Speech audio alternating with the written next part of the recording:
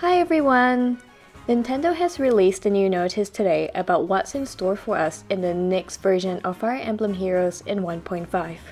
According to some Japanese websites, we can expect the next version to be launched on the 5th of July.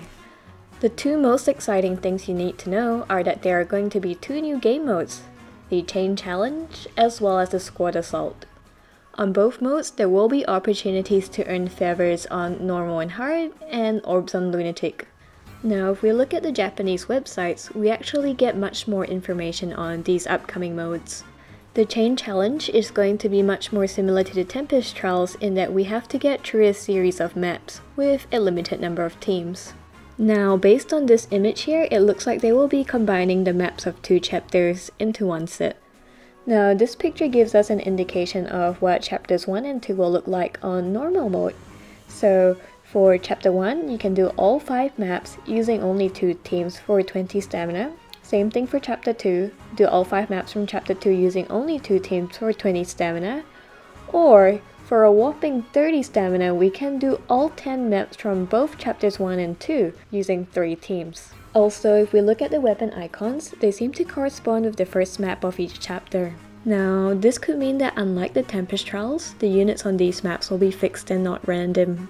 And if these units are indeed fixed, it is possible that we can plan ahead and pick the best teams for each challenge. And who knows, MKB might even upload a 3-star solution to the Lunatic mode. Now, the next mode, Squad Assault, is where things really start to get crazy. So for Squad Assault, you will need to do 5 maps in a row. But for each map, you will need a completely different team. And all 4 members of the team need to survive in order for you to progress. This means that we need 20 strong units in order to make 5 teams of 4 units each. I guess this means we better start building our teams before this new mode arrives. Now, one more reward we can get from the Squad Assault mode is this seal that's shown in the picture here. The Japanese text roughly translated to English seems to mean the first victor of the Squad Assault, but they don't seem to have given us a description of what this seal actually does. The next big change is that they're now tweaking the Tempest Trials and trying to make it more friendly to a wider range of players.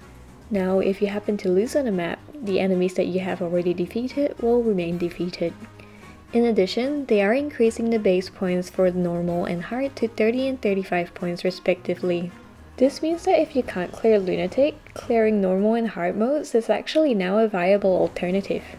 Another big change is that experience will now be much easier to get.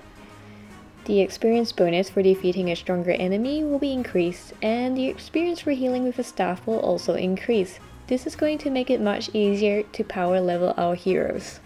And just in case you were worried that your heroes were going to level too quickly to gain enough SP, it's as though Nintendo has read your mind and they have made every weekend from Friday to Sunday a double SP event. And apart from these major changes, they've also added some quality of life features. So some of these include being able to sort the heroes in our barracks by up to 3 features simultaneously. There will be more info added to the summoning screen.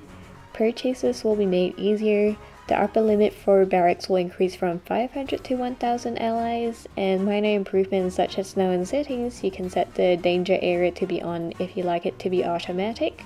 And for Android users, the app will use less battery in sleep mode, and for iOS devices, issues with sound have been fixed.